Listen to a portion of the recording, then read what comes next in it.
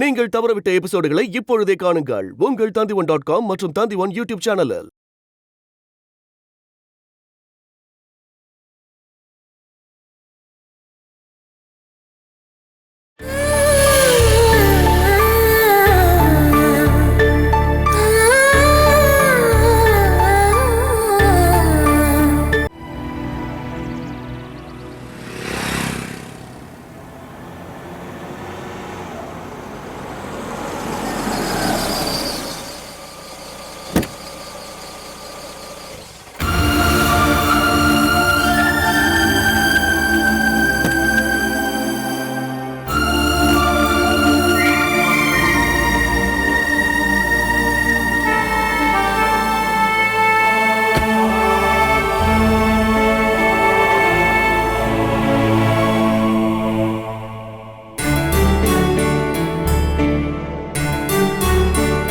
இதுதானே அவ வீடு.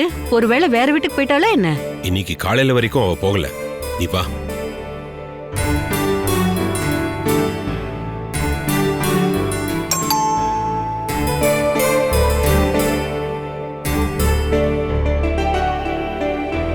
மூணு பேர் இருக்கிறதுக்கு இவ்ளோ பெரிய வீடு எதுக்கு? நீ இத பத்தி அவகிட்ட ஒண்ணு கேட்க வேண்டாம். அப்படி கேட்டா அங்க வந்து தங்கட்டுமான்னு அவ கேப்பா.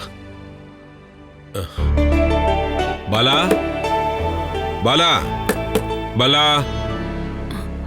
அவங்க யாரும் இங்க இல்லன்னு நினைக்கிறேன். பாலா இந்நேரத்துக்கு ஆபீஸ்ல இருந்து வந்திருக்கணுமே. அப்படி இல்லைன்னா அவன் பையனாவது காலேஜ்ல இருந்து வந்திருக்கணும்ல. சரி, நம்ம தான் வந்துட்டோம்ல, கொஞ்சம் வெயிட் பண்ணி பார்க்கலாம். நீ வந்து உட்காரு.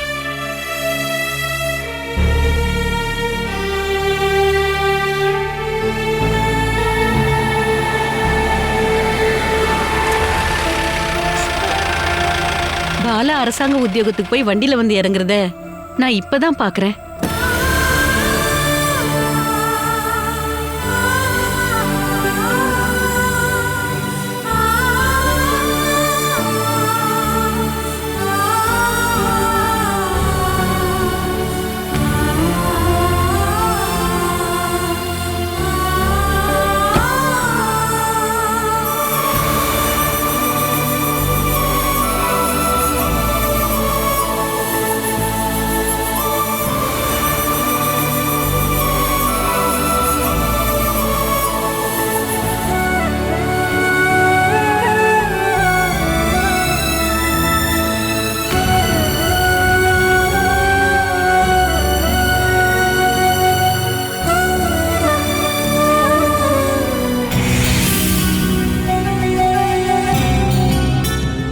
நீங்க ரெண்டு பேரும் வீடு மாதிரி வந்துட்டீங்களா என்ன?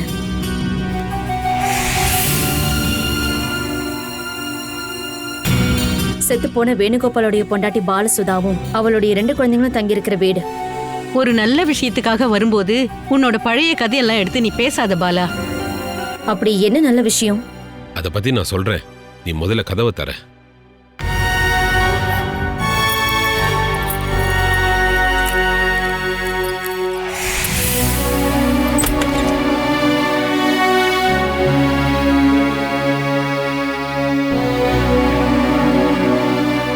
இந்த மாதிரி வாடகை வீட்டுல இல்லாம நீ ஒரு சொந்த வீடு வாங்கலாம் இல்ல பாலா?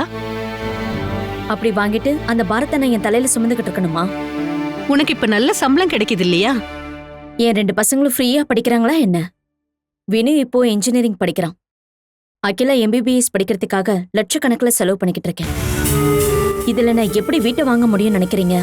உன்னோட ஆபீஸ்ல வேலை பார்க்குற சுகுமாரன் கிளர்க்குக்கு 2 வீடு இருக்கு.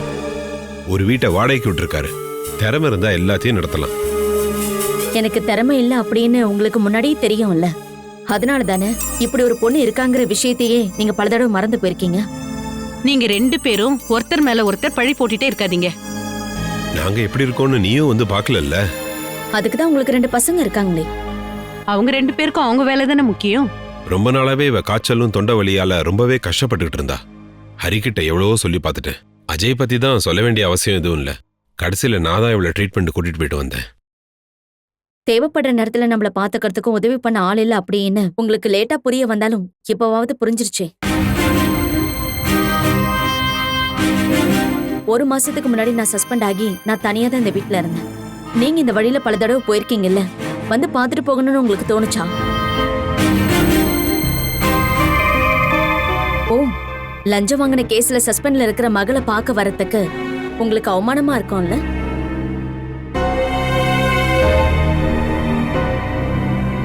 உண்மையை சொல்லணும்னா அந்த டைம்ல தானே நீங்க எல்லாரும் இந்த வீட்டுக்கு வந்து எனக்கு ஆறுதல் சொல்லிருக்கணும்ல?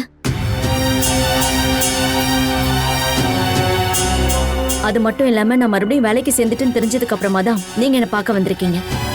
அஜயோட சுபாவம் தான் உனக்கு தெரியும்ல. நாங்க உன்னை பார்க்க வந்திருக்கோம்னு தெரிஞ்சா ஒரு நாள் ஃபுல்லா சண்டை போடுவான். நாங்களும் சில தப்புகளை பண்ணியிருக்கோம். அதை திருத்திக்கிறதுக்காக தான் கடவுள் எங்களுக்கு ஒரு வாய்ப்பு கொடுத்துருக்காருன்னு நினைக்கிறேன். நான் டீ எடுத்துட்டு வரேன். உங்க அம்மாவுக்கு சக்கரை வேண்டாம், சுகர் அதிகமா இருக்குன்னு டாக்டர் சொல்லியிருக்காரு. உங்களுக்கு? எனக்கு இருக்கட்டும். ம். நாம எதுக்காக இங்க வந்திருக்கோம்னு முதல்ல நீ போய் அவகிட்ட சொல்லு. நான் சொல்லணுமா?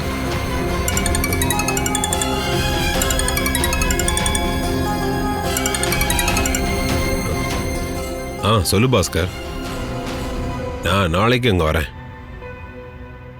அவ என்ன சொல்றான்னு தெரிஞ்சுக்கணும் இல்லையா? இந்த வாரத்துக்குள்ளே நாம ஒரு முடிவு எடுத்துடலாம். அப்புறம்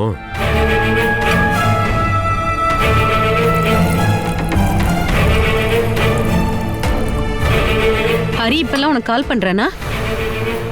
ஒரு 2 மாசத்துக்கு ஒரு தடவை. இப்ப எனக்கு கால் பண்றதுக்கும் திவ்யா பெர்மிஷன் கொடுக்கணும்ல? அஜய நினைச்சு பார்த்தாதான் எனக்கு கஷ்டமா இருக்கு. அவன் காலையில வீட்டை விட்டு போனான்னா நடு ராத்திரி தான் வீட்டுக்கே திரும்ப வரான். ஒருவேளை வீட்டுல இருந்தானா குடிச்சுக்கிட்டே இருப்பான். நான் ஏதாவது சொன்னா என்கிட்ட சண்டைக்கு வரான். இதுக்கு முன்னாடி என் வீட்டுக்கார் தண்ணி அடிச்சுட்டு கண்டுபிடி திட்டினார் தானே நீங்க குத்தம் சொல்லுவீங்க? அந்த வார்த்தை இப்ப போயிடுச்சுல்ல? ஹரி அனுப்புற முக்காவாசி பணத்தை அஜய் குடிச்சே அழிச்சிடுறான். வீட்டு தேவைக்கு பணம் வேணும்னா அப்பா இந்த வயசுலயும் வேலைக்கு போயே ஆகணும். எனக்கும் உடம்புக்கு முடியல. உங்களுக்கு என்ன பிரச்சனை? சாதாரண ஜுரமா ஆரம்பிச்சுது. அதுக்கப்புறம் தொண்டை வலி. அது வந்ததும் உடம்பு முழுக்க வலிக்க ஆரம்பிச்சிடுச்சு. நல்ல ஒரு பெரிய ஹாஸ்பிட்டலுக்கு போய் செக்அப் பண்ணி பாருங்கன்னு இன்னைக்கு நாங்க பார்த்த டாக்டர் சொன்னாரு. என் பசங்க எல்லாரும் நல்ல நிலைமைக்கு வந்துட்டாங்க. வயசான காலத்துல நிம்மதியா இருக்கலாம்னு நாங்க நினைச்சோம். ஆனா இப்பவும் கஷ்டப்பட்டுட்டு தான் இருக்கோம். ரொம்ப நாளைக்கு கஷ்டப்படாம என் உயிர் போயிட்டா நல்லா இருக்கும். நீங்க கொஞ்ச நாளைக்கு இங்க வந்துருங்கம்மா. அப்பாவை யாருமா பாத்துக்கிறது? நீங்க 2 பேரும் இங்க வந்துருங்க. அப்படின்னா அஜய்? நீங்க இப்பவும் அஜய்னு நினைச்சுதான் வருத்தப்படுறீங்க. அவனுக்காக தானே நீங்க இத்தனை நாளா வாழ்ந்துகிட்டு இருந்தீங்க. இப்ப அவனாலதான் நீங்க ரொம்ப ரொம்ப கஷ்டப்படுறீங்க, சரிதானே? அவனுக்கு ஏதாவது ஒரு வேலை வாங்கி கொடுக்க உன்னால முடியுமாமா? நீங்க ஏன் இங்க வந்தீங்கன்னு இப்பதான் எனக்கு புரியுது. எப்ப பார்த்தாலும் தண்ணி அடிச்சுட்டு சுத்திட்டு இருக்கிற அவனுக்கெல்லாம் நான் என்ன வேலை வாங்கி கொடுக்க முடியும்னு நினைக்கிறீங்க? தான் வாழணுங்கிற எண்ணம் அவனுக்குள்ள வரட்டும். இந்த மாதிரி வேலை விஷயத்துக்கோ சிபாரிசுக்கோ என்ன பார்க்க வந்துடாதீங்க. நாங்க ஒண்ணு அதுக்காக வரல. நான் உன்னை பார்க்க வந்தப்போ அவனை பத்தி உங்ககிட்ட சொல்லிட்டு இருந்தேன். நாங்க ஒரு கல்யாணத்தை பத்தி பேசதாமா வந்தோம். யாருடைய கல்யாணம்? அகிலாவுக்கு தான். மத்த விஷயங்களெல்லாம் உங்க அப்பா சொல்லுவாரு.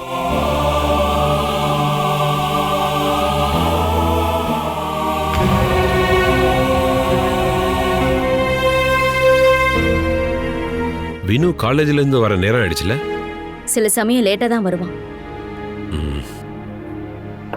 கல்யாண விஷயத்தை பத்தி சுதா சொன்னாடா? நம்ம அகிலாவுக்கு இதை விட நல்ல மாப்பிள்ளை கிடைக்க மாட்டான். அவங்க ரொம்ப நல்ல குடும்பம்.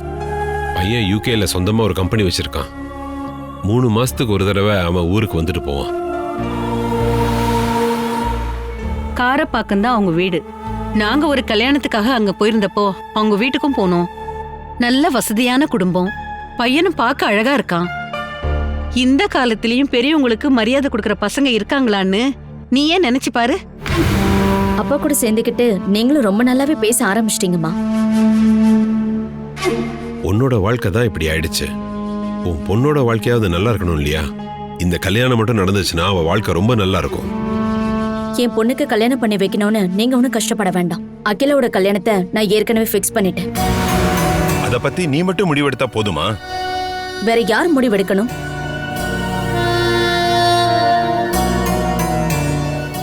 அவளுடைய அப்பா உயிரோட இல்ல. அப்புறம் நாங்க இங்க இருக்கோமா இல்லையான்னு தெரிஞ்சுக்க கூட ஆசைப்படாத சொந்த பந்தங்கள் கிட்ட நான் யார்கிட்ட போய் முடிவு கேட்கணும்? பாலா, உனக்கு நடந்த விஷயங்களை பத்தி அவங்களுக்கு நல்லாவே தெரியும். அவங்களுக்கு நம்ம பொண்ணு அகிலாவை ரொம்ப பிடிச்சிருக்கு. வரதட்சணையா அவங்க எதுவுமே கேட்க மாட்டாங்க. நீ முதல்ல பையனோட போட்டோவை கொஞ்சம் பாரு. அகிலாவுக்கு இவன மாதிரி ஒரு நல்ல பையன் இந்த ஜென்மத்துல கிடைக்க மாட்டான். இந்தா பாரு. அத பார்க்க எனக்கு இஷ்டம் இல்ல. அட இந்த போட்டோவை கொஞ்சம் பாரு.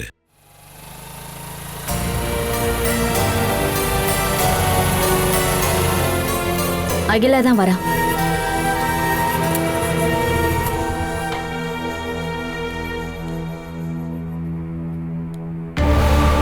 பிரீத்தியோட பையன் ஜித்துவுக்கும் அகிலாவுக்கும் கல்யாணத்தை ஃபிக்ஸ் பண்ணிருக்கோம்.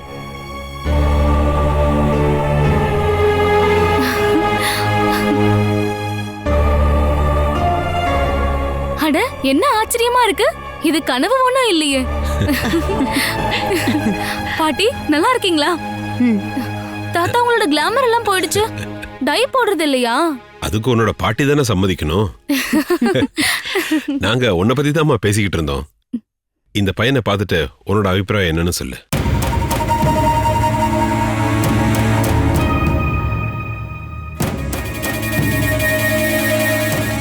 இவனை நான் எங்கேயோ பார்த்த மாதிரி எனக்கு ஞாபகம் இருக்கே.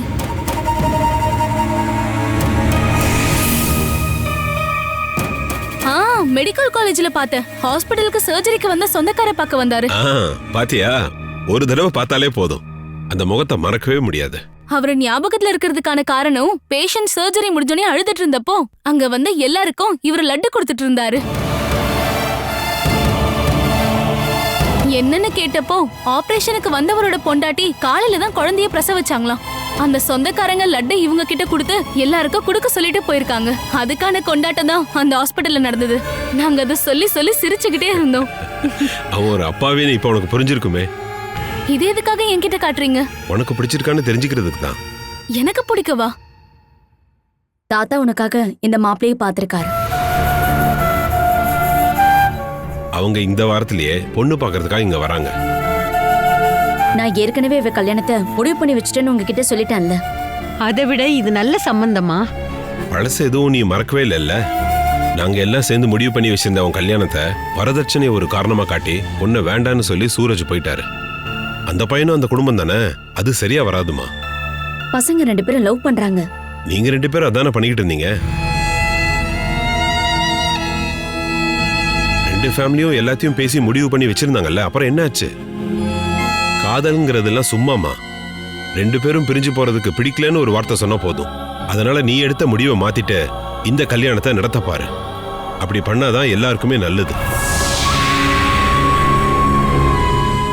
இவளோட எதிர்காலத்துக்காக தான் நான் எல்லாத்தையும் சொல்லிக்கிட்டு இருக்கேன். இத்தனை நாளாவே என் சம்பந்தப்பட்ட விஷயத்துல நீங்க பொறுப்பா இருந்ததே கிடையாது. என் பொண்ணோட விஷயத்திலையும் அதை நான் உங்ககிட்ட இருந்து எதிர்பார்க்க மாட்டேன்.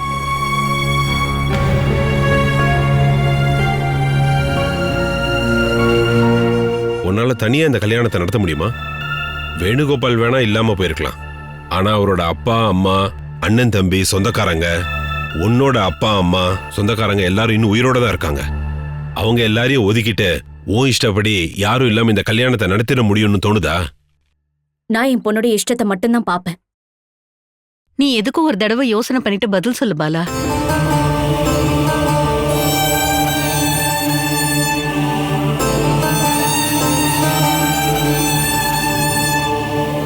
அம்மா, இந்த காதெல்லாம் காலப்போக்கில் மறைஞ்சிடும். உன் எதிர்காலத்தை பத்தி மட்டும் யோசி. என்னோட கல்யாண விஷயத்துல அம்மா என்ன முடிவு பண்றாங்களோ அதுபடிதான் நடக்கும். ஒரு நாள் உன் அம்மா பிரீத்தியோட பையன் வேண்டாம், நீ இந்த பையனை கல்யாணம் பண்ணிக்கிட்டா போதும்னு உங்க அம்மா சொன்னான்னா? அம்மாவோட மனச நான் கஷ்டப்படுத்த மாட்டேன். கேட்டியா? நீ சொன்னா அவ கண்டிப்பா கேப்பா. அந்த குடும்பத்தில் இருக்கிற ஆளுங்களால உனக்கு நஷ்டம் மட்டும்தான் ஏற்பட்டிருக்கு. வேணுவோட மரணத்தையும் சேர்த்துதான்.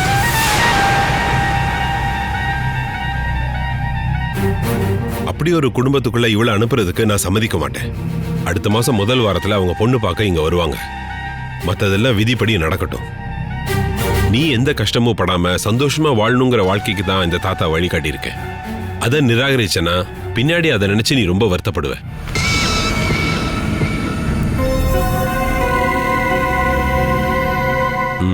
போலாம்.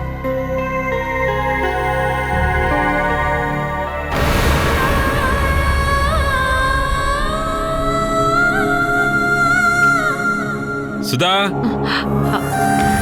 உங்க அப்பாவுடைய கோவம் தான் உனக்கு தெரியும்ல.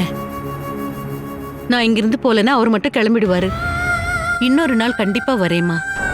இது ஒரு நல்ல சம்பந்தம்னு எனக்கு தோணுது. நீ எதுக்கும் யோசனை பண்ணி பாரு. ம்.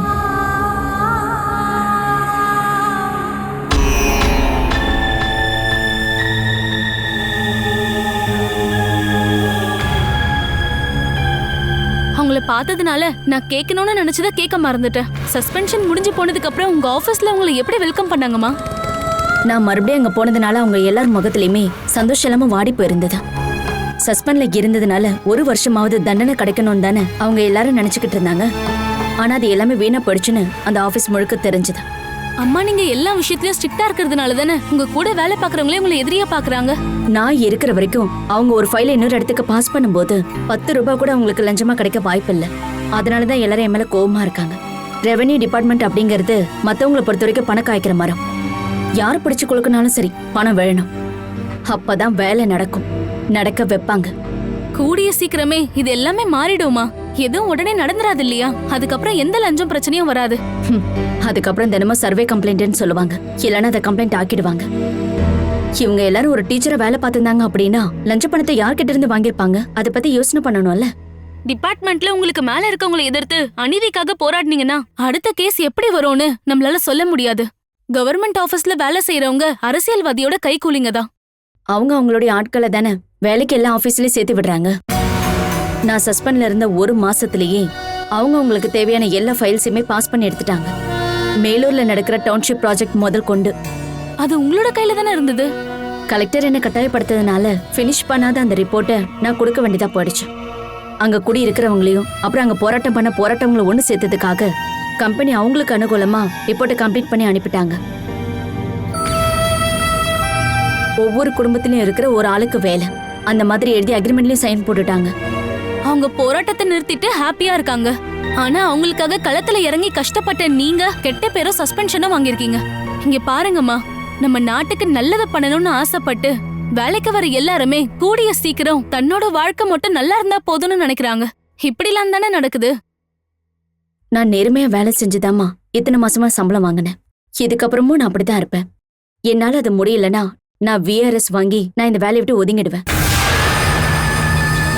அம்மா, நான் சொந்தமா பிராக்டிஸ் பண்ணதுக்கு அப்புறமா நீங்க இந்த கஷ்டமான முடிவெல்லாம் எடுக்கலாமா?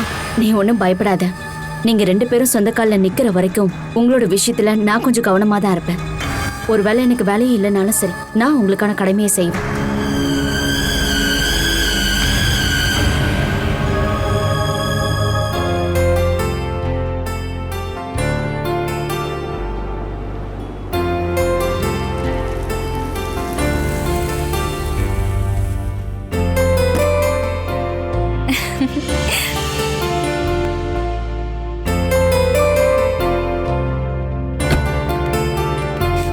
எங்க போயிட்டு இருக்கீங்க?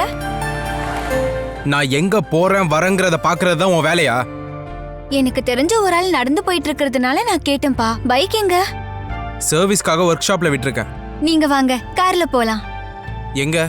நீங்க எங்க போகணும்னு நினைக்கிறீங்களோ அங்க கூட்டிட்டு போறேன். எனக்கு பல இடங்களுக்கு போக வேண்டியது இருக்கு. ஒரே நேரத்துல எல்லா இடத்துக்கு போக முடியாதுல. முதல்ல எங்க போகணும்னு சொல்லுங்க, அங்க போலாம். அதுக்கப்புறமா அடுத்த இடத்துக்கு. இன்னைக்கு நான் உங்களுக்கு சமூக சேவை பண்ணலான்னு இருக்கேன். நான் முதல்ல பாருக்கு தான் போனோம். கூட்டு போறியா?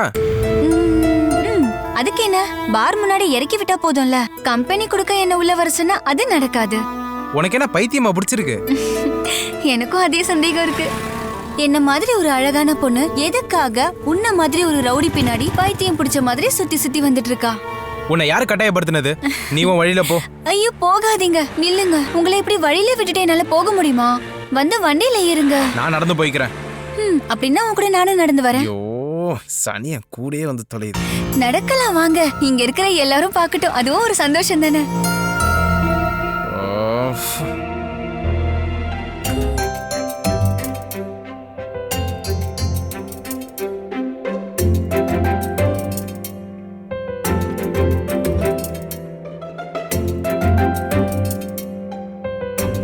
காரா இல்ல மாட்டு வண்டியா இது? நடந்து போயிருந்தாலே ஸ்பீடா போயிருப்பேன். நான் வண்டி கொஞ்சம் ஸ்லோவா தான் ஓட்டுவேன். பாருக்கு போகணும்னு சொன்னது உண்மையா? Catch us on TV, Tandivan.com, Facebook and YouTube.